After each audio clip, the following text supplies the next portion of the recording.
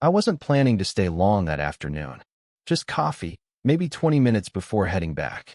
The cafe was nearly empty, rain pressing softly against the windows, the kind of drizzle that makes everything look slower than it is. She was already there. My friend's mom, Ms. Raines, sitting near the corner table, a paperback folded open, steam rising from her mug. I hesitated by the counter, not because I didn't know what to order. She'd teased me enough about always asking for the same thing, but because I hadn't expected to see her. Medium black, no room, the barista said before I opened my mouth. I half laughed, nodded. When I turned, she was watching.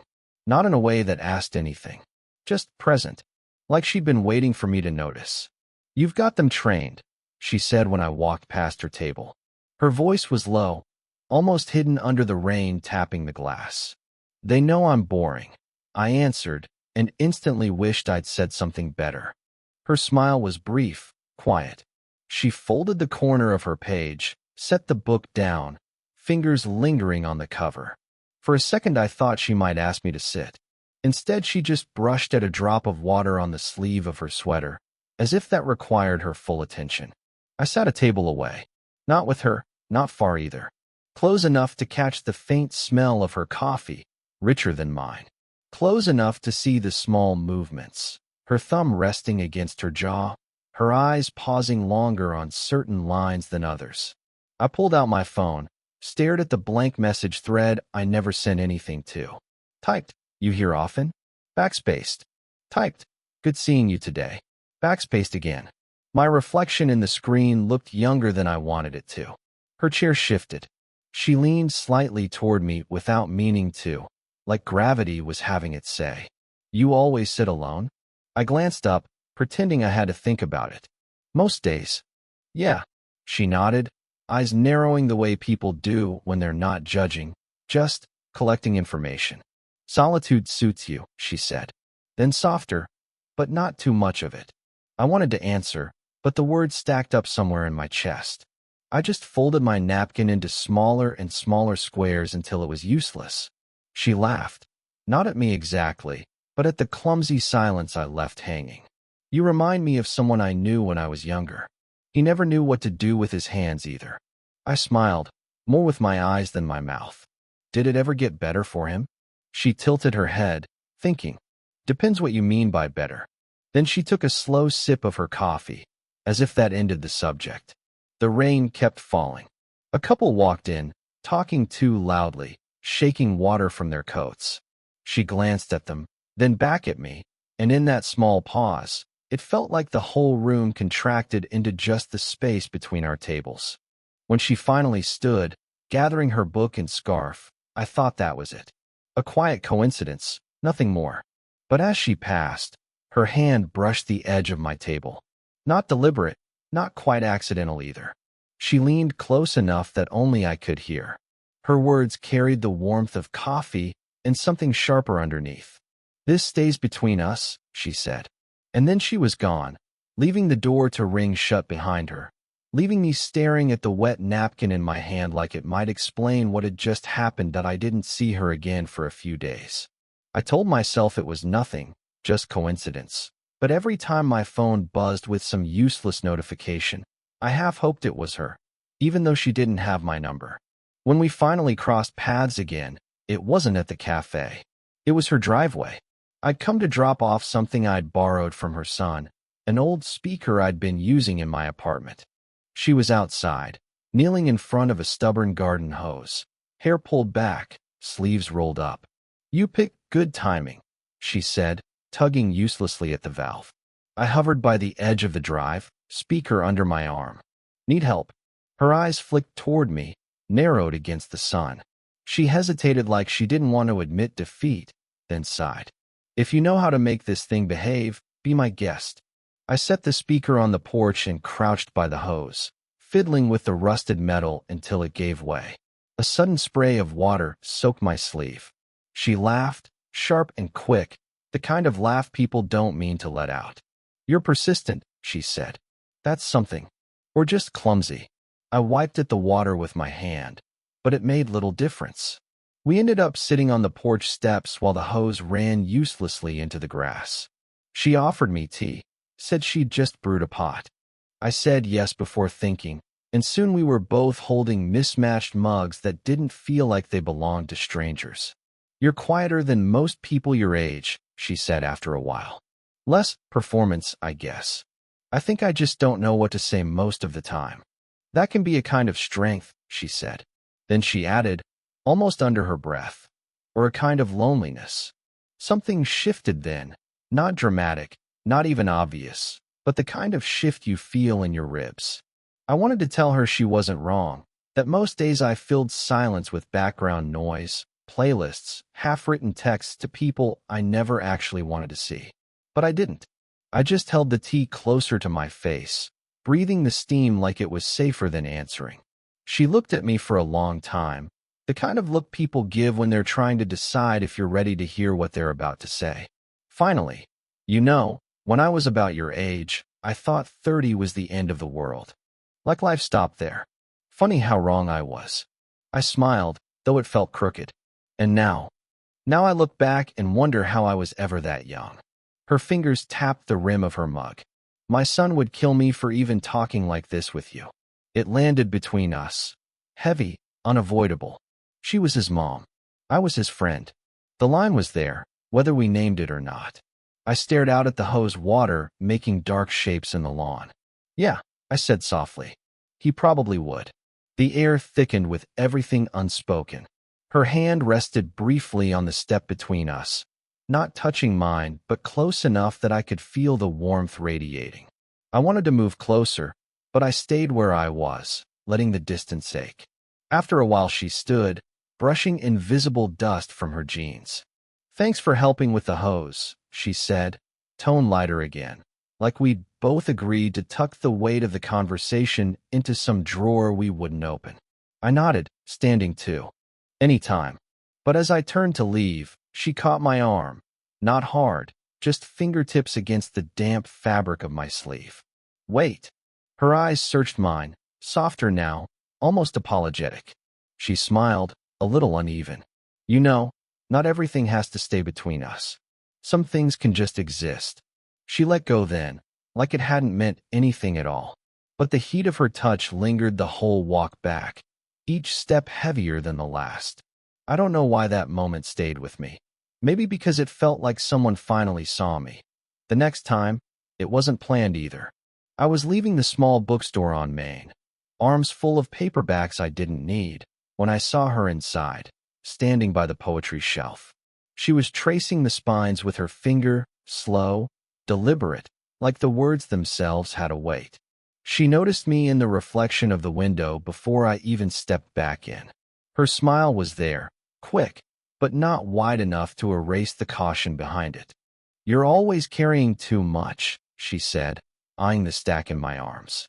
"And you're always reading things I don't understand," I replied. We laughed, quiet, careful. For a second it felt easy. Then the door opened, and in walked her son, my friend. He didn't see me at first, but he saw her. Walked straight over, tossed an arm around her shoulder. "Hey, Mom, what are you doing here?" Her body stiffened just slightly under his arm. "Just looking," she said. "You?" He shrugged, pulled a book half off the shelf, then shoved it back. That's when his eyes landed on me. "Oh, hey, didn't expect you here." I shifted the books in my arms, tried to sound casual. "Yeah, just killing time." The three of us stood there, a triangle of silence, until her son broke it with some excuse about heading to another store. He left quickly, no suspicion in his voice, but the air he left behind felt heavy. She didn't look at me right away. She busied herself with the shelf, fingers sliding along titles that didn't matter. "We shouldn't," she began, but didn't finish. "I know." The words came out sharper than I meant, like cutting off something before it could breathe. Her eyes finally found mine, and for a moment neither of us moved. The shop was too quiet, the fluorescent lights too bright. My heart was in my throat, stupidly loud, and I wondered if she could hear it. "I'm not sure what you want," she said softly. I almost answered. Almost told her I didn't know either, except I did. But the words stalled out. caught somewhere between fear and desire. I shifted the books again, like maybe they were the real weight pressing on me. We left together, but not side by side. A few steps apart, like strangers leaving a coincidence behind. Outside, the late sun was low, coloring everything gold. She stopped at the corner, one hand holding the strap of her bag too tightly. "You should go," she said, not unkindly. I should have, but instead I lingered, close enough to catch the faint line of her perfume mixed with city air. My hand twitched, wanting to touch her arm, to steady the way she looked like she might unravel. For a heartbeat, I thought she leaned in. Maybe I imagined it. Maybe it was just the angle of the light. But then a group of people turned the corner, laughter spilling into the street, breaking whatever was about to happen. She stepped back. I let the moment collapse into silence. We parted without saying goodbye. And yet all night, I kept replaying it. Her eyes, the almost step forward, the way my hand nearly found hers. It was late afternoon when she called. Not a long call, just my name, followed by, "If you're free." I could use a walk. I told myself not to overthink it, but of course I did. I met her by the small park near her street, where the paths wound between trees that never looked as green as they did in September light. She was already there, sitting on a bench, coat folded beside her. She looked tired, not in the way of sleep, but in the way of carrying too many thoughts at once. "Long day?" I asked, easing down beside her. "Every day's long," she said, then smiled as if to soften it. "You'll understand when you're older." I wanted to tell her I understood more than she thought. Instead, I just nodded, hands stuffed in my jacket pockets. For a while we just watched people pass.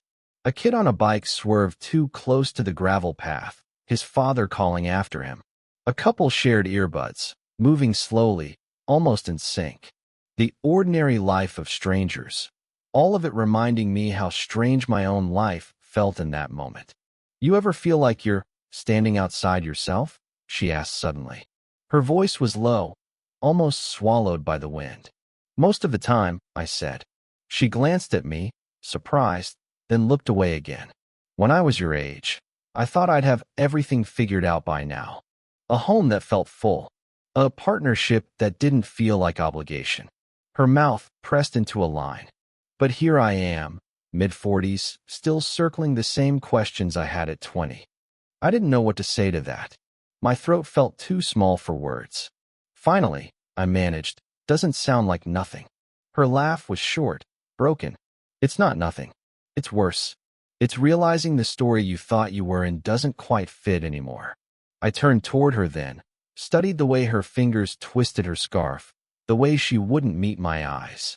"I don't think anyone really fits their story." She looked at me sharply, like she hadn't expected anything back. And for a second, I thought she might cry.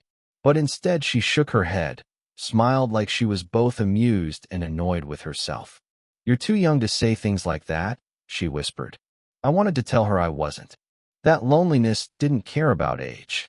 That I saw her, not as my friend's mom, not as some off-limits figure, but as someone who carried her quiet like a second skin, and it drew me in more than anything else. But I didn't. "Instead," I said, "I notice when you're not around." The silence that followed was sharp. She froze, fingers tightening on the scarf. "That's dangerous," she said at last. I leaned back, staring at the tree branches tangled above us. "So is pretending it doesn't matter." She exhaled, slow, measured, like each breath was the only thing keeping her steady. "You can't say things like that to me." I didn't mean to. Her eyes finally met mine, and in them was something raw, unguarded. "Yes, you did." We didn't move. The air between us thickened, heavy with everything unsaid. My heart felt like it was trying to climb out of my chest. I imagined leaning in, just an inch. I imagined her not stopping me. Her hand brushed the edge of the bench, so close to mine I could feel the warmth radiating. My fingers twitched, aching to close the space. But she drew in a breath and shook her head, almost imperceptibly. If this goes any further," she stopped, swallowed. "I don't know how it ends." Her words hung there, fragile, unfinished. And I didn't answer. I couldn't. Because the question wasn't just hers. It was mine too. Almost. The next week, I didn't see her at all. Not at the cafe, not in her driveway, not even a glimpse of her car leaving in the mornings. I told myself it was normal. People get busy. But I couldn't shake the sense that something had shifted since the bench, like we had walked up to an invisible edge and she had seen it more clearly than I had. By Thursday, I gave up pretending I wasn't waiting. I walked to the cafe anyway, hoping. She wasn't there. Instead, I saw her son. He waved me over, pulled out a chair like nothing in the world was strange. We talked about school, about nothing. But every time he mentioned his mom, she's been tired lately. She's staying in more. I felt the weight of it, the way she disappeared not just from me, but from him too. That night, I typed her number into my phone, hesitated, then erased it before I could press call. I didn't even know if I was supposed to have it. The following afternoon, I passed her house. Lights were on in the kitchen. I saw her through the window, moving around slowly, shoulders heavy. For a moment, I almost knocked. I almost walked up the steps. But my feet stayed planted on the sidewalk, caught between wanting and fearing. 2 days later, she appeared again. At the grocery store, of all places. She saw me before I could turn away. Her face flickered. First surprise, then something else I couldn't name. "Hi," I said too quickly. "Hi." She adjusted the strap of her bag, eyes darting everywhere but me. "You've been," I started. "Busy." She cut me off, the word sharp, final. Then softer, as if she regretted it. "Sorry." We stood there between rows of cereal and canned soup, and it felt like the most exposed place in the world. I wanted to ask what changed. I wanted to ask if it was because of what I'd said on the bench, or if it was because of him, her son, or maybe something I didn't know at all. But I didn't. Instead, she asked, "You okay?" I nodded. Lied. "Yeah." She gave a small smile that didn't reach her eyes. "Good." Then she turned down the aisle, leaving me with a basket full of things I didn't even need. That night, I couldn't stop replaying it. The way she'd looked at me, like I was a mirror she didn't want to face. By midnight, I was sitting at my desk, phone in hand. I typed, "Did I do something wrong?" Then erased it. Typed, "I miss talking to you." Erased that too. Finally, I left just her name on the screen, like even that was too much. I didn't send it. A week passed. The world went on, indifferent. She didn't call. I didn't knock. The cafe felt emptier than usual, though maybe it was just me. I kept half expecting her to slide into the seat across from me, book in hand, saying something dry and small that meant more than it sounded. But the seat stayed empty. I didn't feel heartbroken. I felt paused, like life forgot to finish the sentence that it happened on a Sunday evening. I wasn't looking for her, but I ended up there anyway, outside her house, holding the speaker I'd borrowed again after her son lent it to me a second time. I told myself it was just an excuse to return it. Her porch light was on.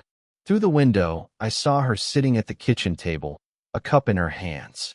She wasn't reading, wasn't busy. Just sitting, shoulders bowed, staring at nothing. I almost left. Almost set the speaker down and walked away. But my knuckles betrayed me, tapping against the door before I could stop them. She opened it slowly. Surprise flickered across her face, followed by something harder to name. "Hi," I said. "I brought this back." Her eyes fell to the speaker, then back to me. "You didn't have to." I wanted to. For a long second, neither of us moved. Finally, she stepped aside. "Come in, then." The kitchen smelled faintly of lemon soap. A single light over the table threw everything into a muted glow. She gestured toward a chair.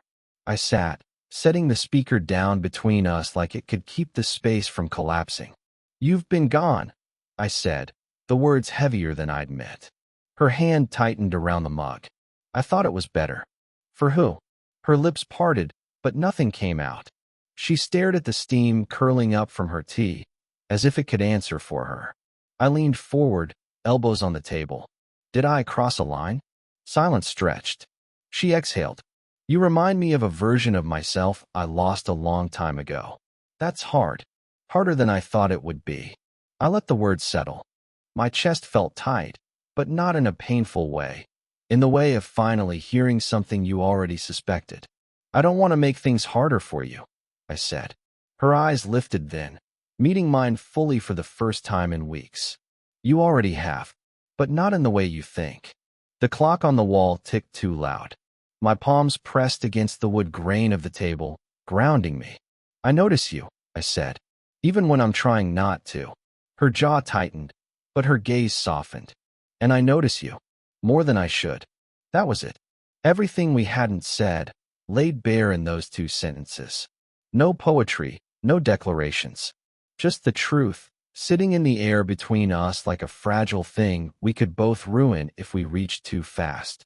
She set her mug down, the porcelain clicking against the table. Her hand hovered halfway, fingers trembling just slightly. Then she let it rest, flat against the wood, close but not touching mine.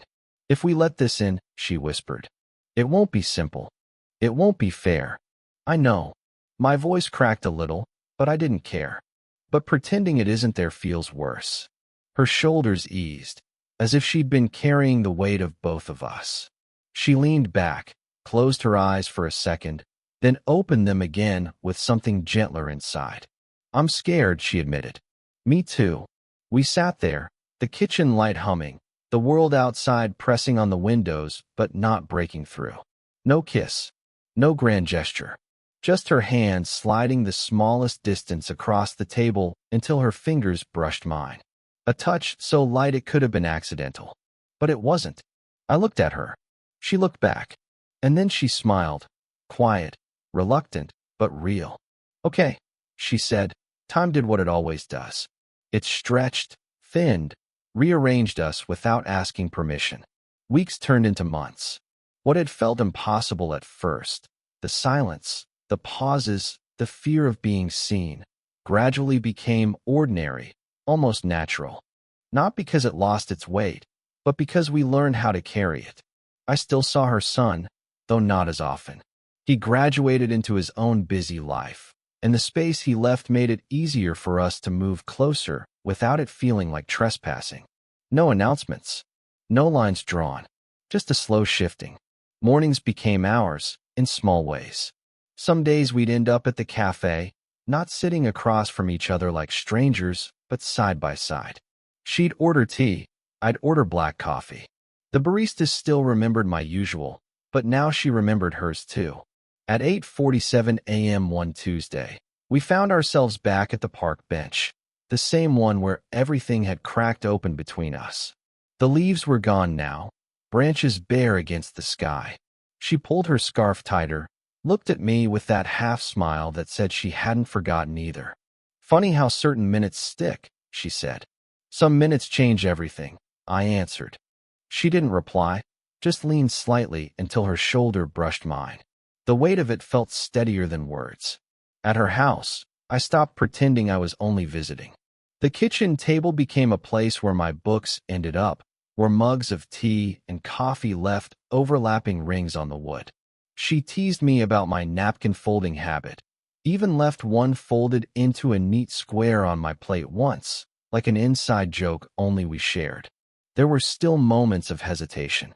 Nights she would retreat into herself, quiet, unreachable. Days I felt younger than ever, unsure if I was enough. But the difference now was that neither of us ran. She would look at me, or I'd look at her, and one of us would say, okay, and the other would nod. Okay, that was enough. I remember one evening in her driveway, the same place I'd first returned that speaker months ago. We were sitting on the porch steps, listening to the hose drip slowly into the grass. The air was cool, damp with spring. She looked at me, her hand resting near mine, and said, I don't think I would have let myself this a few years ago. What's different now? I asked. She tilted her head, considering. Maybe nothing. Maybe just me. Her fingers found mine, not tentative this time. Not an accident. The world didn't shift. No fireworks. Just the sound of water in the grass, and the quiet fact of her hand in mine. Life kept its imperfections, messy schedules, unanswered calls, a pile of laundry always waiting. But it also made room for us. We built something not by deciding it once, but by choosing it again and again in the smallest ways. A walk, a bench, a pot of tea, a cup of black coffee. It wasn't grand. It wasn't loud, but it was ours. And looking back now, I don't remember the pauses as much as the moments that filled them. The way she'd rest her mug near mine on the kitchen table, or the way her eyes softened whenever I caught her mid-thought. That's what stayed. That's what stays still.